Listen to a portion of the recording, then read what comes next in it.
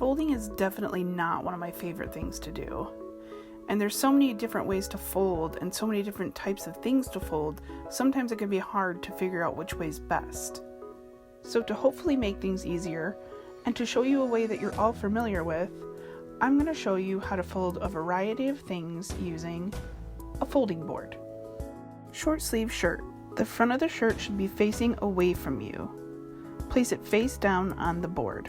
Fold in any extra parts hanging off so it all fits on the board.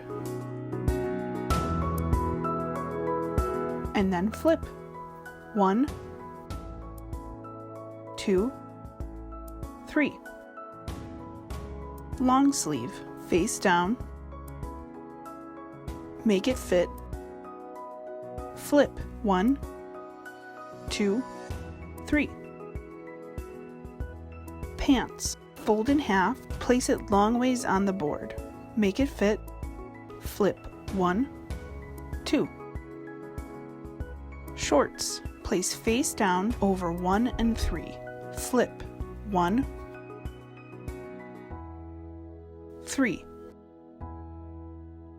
Towels. Fold in half and place entirely over the board. Then flip. 1, 2,